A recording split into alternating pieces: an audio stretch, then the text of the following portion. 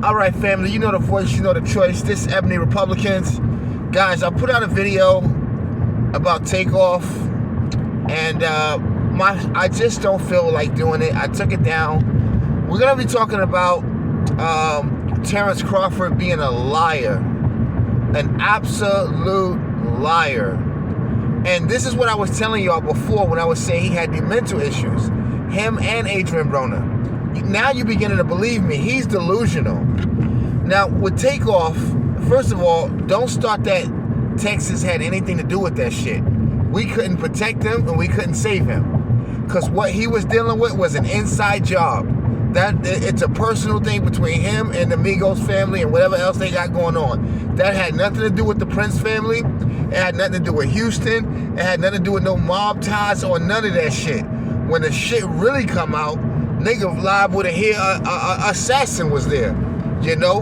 Because, I mean, guns were drawn, things were happening, pieces was moving. You know, when the whole story comes out, there was something else that took place around in Houston, probably because Quavo gave out the location. Everybody else wasn't really talking about, oh, we here, we in the 5th Ward. Look, I don't got time for that. I'm not going to continue. But most of these boys that was killed recently were sacrifices, be it sacrificed by their own labels, sacrificed by their own homies, but they were a goddamn sacrifice. All right, guys, my man Herschel Walker, my man looks like he gonna be the senator, a Republican black man, and because he's not on the chitlin circuit, because he's not, you know, a Democrat, he don't get no respect on his name. But I say you gotta respect the black man no matter what his profession is, what his religion is. I still give respect because they are in the image and likeness of me. Guys, let's get into this. Terence Crawford is an old little buzzard, a straight up and down liar.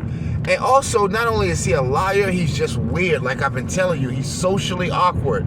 Terence Crawford is socially awkward. This guy gets on what is basically a public platform and has this weird press conference where he's going to explain to you why he didn't make the biggest fight in boxing, possibly of all times, in some cases. And it makes no sense to anybody. His own fans is attacking him. I told you he would get canceled. People start talking about, oh, he's not getting canceled. Bro, cancel is not always overnight where they pull you from a platform. Sometimes cancel is just you steadily seeing your subscribers strip off from you and peel just like paint. They're coming out and they're arguing with you on your own page where you got to start talking to them reckless, and now you think everybody's against you. He's paranoid. And I think Bob Arum is right. He is not in the mental space to be Earl the Truth Spence Jr. Nobody's believing that at this point now. Terence Crawford is a fluke, and he's a liar, and he's weird. Now, just sitting back now, knowing what you know about Terence Crawford, right? Now, just imagine how those talks went with Spence.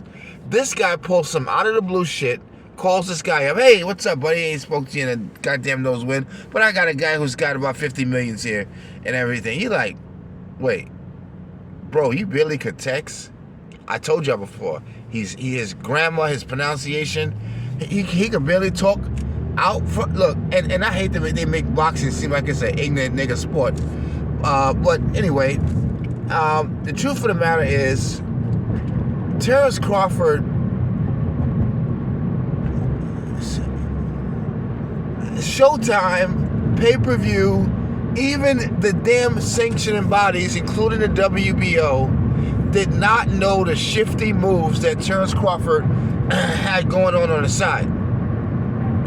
Now, the venue people, they're wondering, what in the hell is Terence Crawford doing? Okay? Uncle Desmond, who Adrian Broner was alluding to when he was talking about Death Row, this crime syndicate radio company back in the day, label that went down for all kind of extortion and mob-like practices, extorting their artists, shootouts in bowling alleys and Chinese restaurants, you know, all kinds of drug-related, you know, gang violent crap and extortion. You know, Adrian Broner gets up there and tells the world that he's now a part of the boxing version of Death Row. And he's Tupac. And Bud Crawford, I want you to just listen to this, is Snoop Dogg. Now, Terrence comes out after he gets mad with Earl Spence for shedding light on his phony press conference. And, you know, and I'm just listening to Terrence, and I wish he would have had the BLK Prime up there, that wrinkle background. Anyway, and so Terence Crawford is up here just as nice, lying through his teeth. Spence doesn't even dignify that. He just puts out some tweets. And Terence Crawford gets down with Desmond of BLK Prime. And it used to be just a Spence side talking about his business practices and his, you know, revoked business license and other license and parking tickets and, you know, child support and everything else that Desmond got going on. And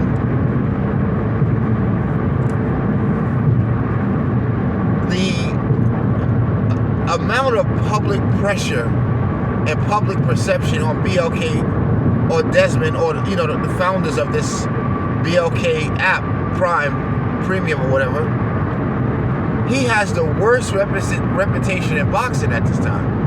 And he just got on the scene. I mean, I've heard after a while, Bob is this, Bob is that, you know, Al is this, Eddie Hearns is this and that, you know, Don King, but they never came on a scene, you know, already with bad credit, levies, liens, people shooting up their place, doing, you know, shooting up needles in the alleyway, and, you know, just pure fuckery. Like he said, Death Row. I mean, you know what? I take that back.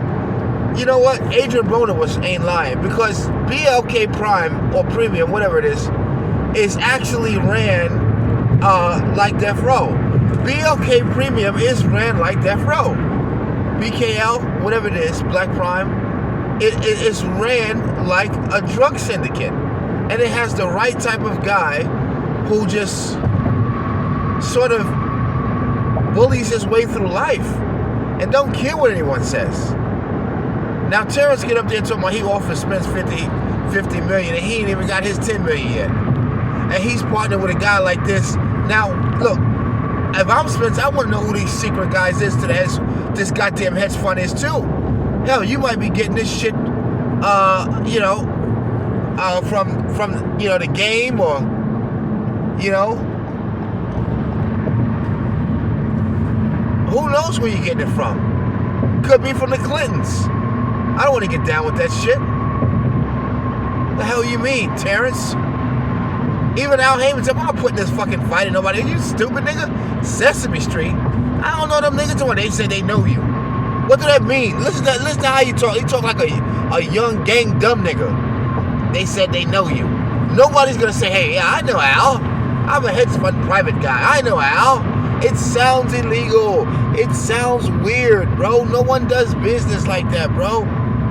You just busted, man. People can hear through that crap. I don't know why Terrence does that to himself, man. At this height of his career, and go get with BLK Premium. For what? No one else does that. Even Mayweather has sense enough not to do something stupid like that. Well, hats off to Mr. Spence for not falling for this kind of bullshit. Man, he's got a steady hand, and he's really disciplined and fundamental in more than one way. Spence, you know, Crawford could have got someone else if they wasn't solid like Spence. You know, they talking about he don't talk for himself. Bro, he's showing you what a real businessman look like. You don't hear from them, you know, like that. You crazy? And for some goofy nigga like this, talking about he his own boss, and he can't even text, send a good old tweet out. Good Lord. Can you iron your clothes, Terrence? You putting your shoes on correct? I hate when guys like this, like Terrence. You're only good at, you know, physical shit. And try to make us look bad because we know, we believe in a little research. You know? I I don't get Terence Crawford, man. Spence didn't have a damn a guarantee anyway. Guarantee is for an employee. I don't want no damn guarantee. This shit is bigger than real estate, my dude. It's a guaranteed fight. These are the projections that they're giving us. Spence was probably going to make upward of $35 million. Terence Crawford could have made somewhere upwards of 15 or so. I don't know. But it would have been a lot more than what he's getting with Desmond. And he could have made somewhere, upwards of $25 million. 28 million. Who knows? But like they said, Fanon was right. Terence Crawford ain't used to doing no damn business.